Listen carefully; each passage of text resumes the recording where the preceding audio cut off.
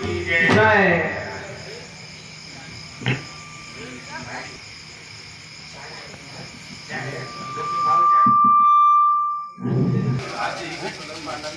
अचानक थोड़ा अलग हो।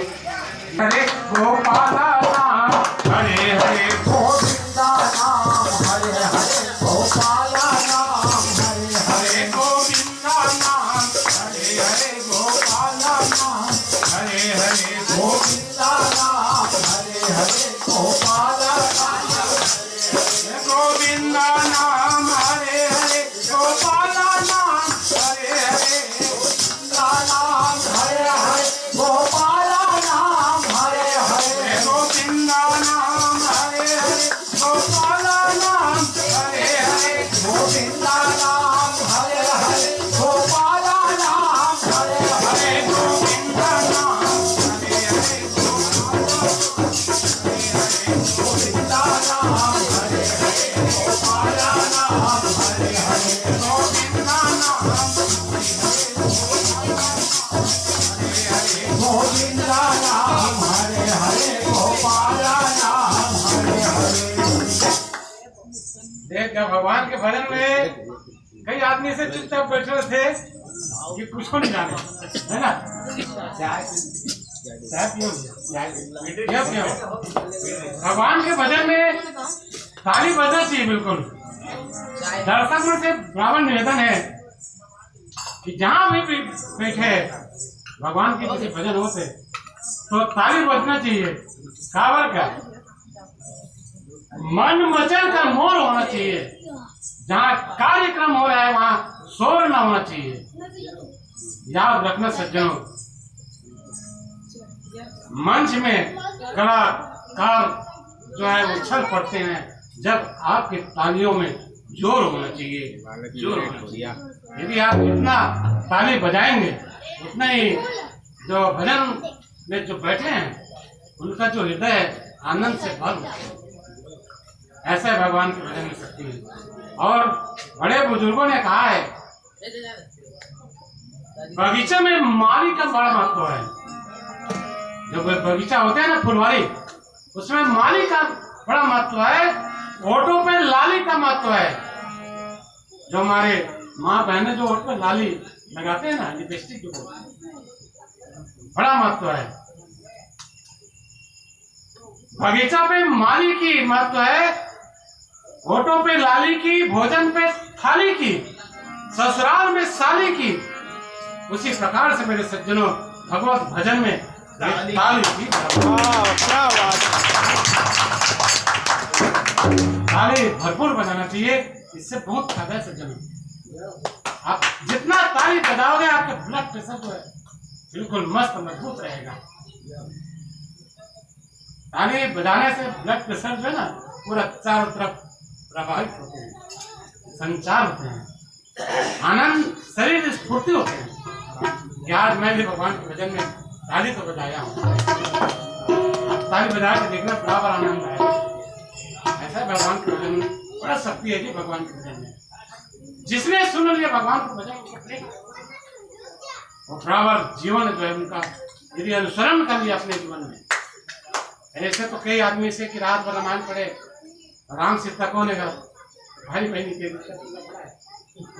है ना। ऐसे एक जगह अभी हर जगह शिव पुराण चले काका प्रदीप मिश्रा के। प्रदीप मिश्रा तो एक काम अच्छे करे कि कम से कम हमारे बीच में भारतीय संस्कृति का थोड़ा उजागर करे। पहले शिव मंदिर में यहाँ तक दीमक लग जा रहा है लेकिन साफ करिए नहीं रहा है। इतना कचरा से भरपूर रहा है। कोई पान खा के थूक दे, कोई गुटखा खा के थूक रहा है। लेकिन आज जाकर देख लो हर गांव के शिव मंदिर चकाचक। एक चीज अच्छा काम करी सो भारतीय संस्कृति कम से कम जब एक लोटा जल सारी समस्या का हल, ये तो ठीक है। लेकिन एक लोटा जल और सारी समस्या के हल के लिए आपको सत्कर्म करना पड़ेगा। एक लोटा जल को ले जाके डाल देने से नहीं होगा सत्कर्म। उसके लिए आपको सही कर्म करना पड़ेगा, भगवत भजन सुनना पड़ेगा, उनका नियम का पालन करना पड़ेगा, तब आपकी समस्या का हल होगा। आप एक लोटा जल गोद में जाके मन में राम राम अंदर में कसाई है तो समस्या के हल नहीं होगा। इसीलिए कहा है समय निकालो कुछ। अरे जब तक जिंदगी है फुर्सत न मिलती काम से, एक समय ऐसा निकालो, अरे प्रेम करो भगवान से। प्रेम करोगे तब एक लोटा जो जल है वो समस्या का हल निकलेगा। तन मन धन से यदि आप एक लोटा जल डाल रहे हो तब भगवान जो है बराबर आपके ऊपर प्रसन्न होगा, आपके दुख को हरण करेगा। देखो भगवान भोलेनाथ है जी, आप जाकर उनके चरण को भी छू लिया तो बहुत है। यदि आप कोई रास्ते से गुजर रहे हैं, भोलेनाथ के मंदिर है तो सिर झुका लिया, वो बहुत बड़ी प्रेम है, बहुत बड़ी भक्ति है। भक्ति वो शक्ति है। मां सबरी कौन थी? एक नीच जाति की थी, भिलनी, शिकारी, जो हम लोग शिकारी बोलते हैं, ऐसे भिलनी जाति की। उसमें क्या थी? मात्र एक भक्ति थी, एक प्रेम थी। एक गाना जो गाया हूं ना उसे क्या है, भजन था वो, मेरी झोपड़ी की भाग जागे आज मेरे राम आएंगे, है ना। बिल्कुल नहीं जाती, लेकिन भगवान के भजन में इतना लीन हो गई, उनके गुरु ने उनको बोल दिया कि बेटे, गुरु उनके मतंग ऋषि था। ऐसे नवयुग पहले जन्म में वो जो है एक रानी थी, वो रानी बहुत बड़े घर की बहू थी। भिलनी जो है माता जो सबरी है ना, पहले जन्म में बहुत बड़ी घर की बहू थी। राजा के साथ जो है वो रानी जो है, माँ सबरी जो है रानी थी, तो राजा के साथ तीर्थ यात्रा में गए। हाँ, इलाहाबाद प्रयागराज गए वो बढ़िया तीर्थ घूमने के लिए। तो शाम को भगवत भजन होते हैं जगह जगह। आप तीर्थ घूमने जाओगे ना तो भगवान आपको भजन मंडल मिलेंगे। वैसे भगवत भजन हो रहा था कहाँ? गंगा नदी के किनारे। और जो माँ सबरी जो है अपने पति के साथ जो रुका हुआ भवन था वो नदी के किनारे ही था। उस किनारे से उस मकान में बढ़िया बहुत बड़ा खिड़की था। उस खिड़की से माँ जो सबरी है भगवत भजन को सुन रहा। जब भगवत भजन को सुना माँ सबरी तो उनको जो हृदय है प्रफुल्लित हो गई। तो अपने राजा से आज्ञा मांगूंगा कि स्वामी, यहाँ किनारे में भगवत भजन हो रही है, उस भगवत भजन को सुनने की इच्छा हो रही है, थोड़ा जाके सुन लेते प्रभु।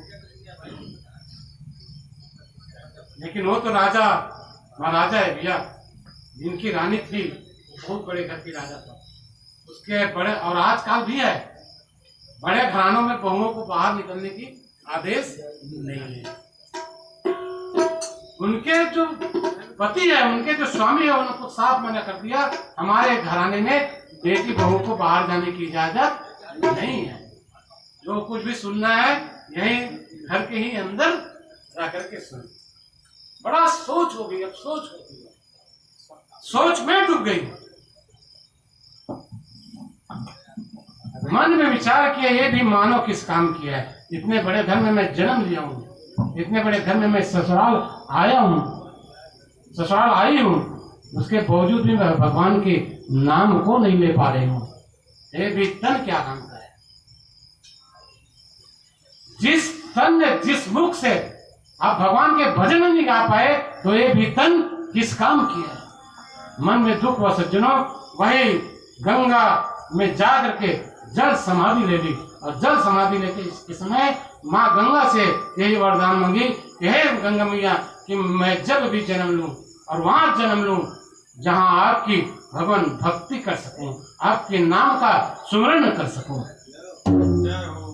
ऐसे माँ सबरी गंगा मैया से भक्ति की प्राप्ति की और एक भिलनी जाति के यहाँ जन्म ली। जब जन्म ली सज्जनों तो वो लड़की बढ़ते बढ़ते 16 साल की हो गई माँ सबरी। उसकी कोई दूसरे नाम थी, नाम मैं भूल गया हूँ, याद रखा जरूर। वो जो सबरी है बड़ी हुई, जब 16 साल की हो गई तो उनकी शादी करने के लिए अब माँ बाप थोड़ा सा विचार करें कि अब माँ हमारी लड़की जो जवान हो गई है, इनकी शादी करना जरूरी है। तो शादी के लिए बढ़िया वर वगैरह ढूंढे, जैसे माँ पार्वती के लिए आज भगवान भोलेनाथ को वर ढूंढे ना, वैसे माँ सबरी के लिए भी बढ़िया वर ढूंढे। वर ढूंढ लिया, उसके बाद शादी वादी की पूरा तैयारी हो गई। एक दिन शादी के दिन तिथि पूरा तय हो गया था। सुबह सुबह बढ़िया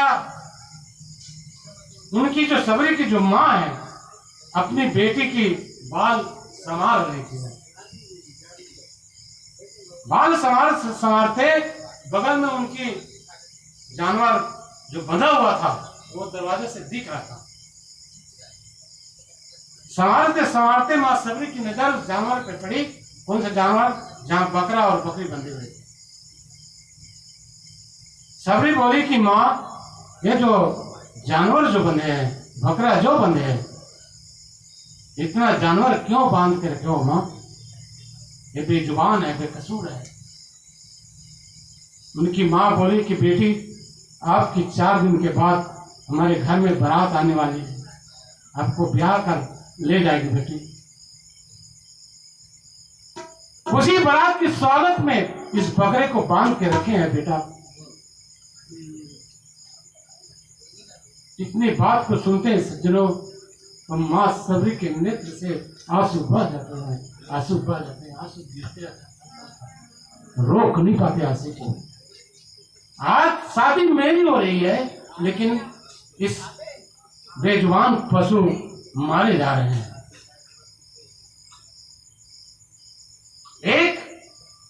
एक जीव के कारण यहाँ 10 जीव काटे जा रहे हैं। न जाने कितना पशु बांध कहते थे। मां सबरी मन में विचार किया, अच्छा 12 बजे आधी रात को घर से उस जानवर को दरवाजा खोला और छोड़ दिया। जब छोड़े और उसी के पीछे पीछे मां सबरी भी घर से निकल गई। राम नाम का स्मरण करते करते सज्जनों, हे प्रभु हे राम, आप कहाँ मिलोगे? यही स्मरण करते करते जंगल की ओर निकले। और जंगल में कहाँ निकले? जहाँ ऋषि मुनियों का जो आश्रम रहते हैं, उस आश्रम के नजदीक आसपास ही पहुंचे। वहीं अपना माँ सबरी डेरा डाल दी। और डेरा डाल के जितना भी मुनि ऋषियों के जो आश्रम था ना, उनका सफाई करना शुरू कर दिए। पानी भर देते थे, लकड़ी ला देते थे, सब कुछ काम करते थे, लेकिन कोई संत महात्मा उसको देख नहीं पाते थे। उनके सो उठने के पहले पूरा तैयारी, इतनी लगन। जब लगन, संत महात्मा विचार किए कि हमारे आश्रम को सफाई कौन करते हैं। सब बड़ा अचंभा में पड़ जाते। तो एक दिन विचार करते हैं कि आज हम जागरण करते हैं कि हमारे कुटिया की सफाई कौन करते हैं। सब जो ऋषि मुनि जो है, महात्मा जो है, सब विचार करके रात भर जागरण किए।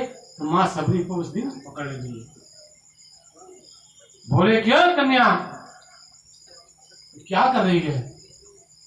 हाथ जोड़ के नहीं करती है माँ सबरी, प्रार्थना करती है कि भगवान, हे मुनिवर, मैं कन्या हूं, मैं भगवान भजन करना चाहती हूँ। ऋषियों ने बोला कि आप नवयुवती लड़के होकर के भगवत भजन कर पाओगी? आप तो हमारे भजन को भी भंग कर सकती हो, हमारे तपस्या को भंग कर सकती हो। आप हमारे कुटी से बाहर निकल जाओ, आसपास दिखाई मत देना। उसको ऋषियों ने निकाल देते हैं। उसमें से एक ऋषि का नाम मतंग ऋषि है। जो मतंग ऋषि जो है, उसको बुला करके अपने आश्रम में ले जा करके ऐसा शिक्षा देते हैं सज्जनों कि गुरु भक्ति को पा करके माँ सबरी बड़ा प्रसन्न हो जाते हैं। और गुरु भक्ति की सेवा करके माँ वो जो मतंग ऋषि भी स्वर्ग को सिधारते हैं। स्वर्ग के सिधारने के पहले माँ सबरी को बोलते हैं कि बेटी तुमको भगवान के पास जाना नहीं पड़ेगा, भगवान तेरे घर में एक न एक दिन आएगा। भगवान राम उनके घर में पूछते हुए जाते हैं। कंबंद नाम के राक्षस जो है ना, उनका एड्रेस बताते हैं कि आगे आपको माँ सबरी के आश्रम मिलेगा, जाइए आप इंतजार कर रहे। तब जब वो भगवान को देखेंगे, माँ सबरी भगवान को देखेंगे, जब गए ना उनके गुरु बताए थे उनके जान पहचान, उसके अनुसार से भगवान को माँ सबरी पहचान की। ऐसे होती है भक्ति में, भक्ति बढ़ सकती है। हम लोग तो 1 घंटा आधा घंटा की भक्ति नहीं कर पाते। अभी भी यहाँ भक्ति में बैठे हैं, लेकिन किसी के मन ऐसा होगा कम बंद होगा हमारे, कब जाए कब घर जाए ऐसे हो गया है ना। ऐसी होता है, कलयुग है, कलयुग का प्रभाव अलग ही है। वो कहाँ सतयुग प्रॉपर रहता था, है ना भाई। आइए भगवत उसने